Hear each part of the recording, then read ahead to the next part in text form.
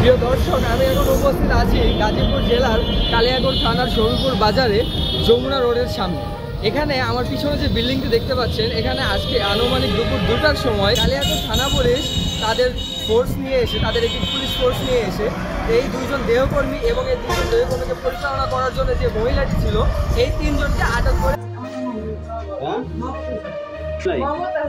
Mumtaz, Fatema, Mukta.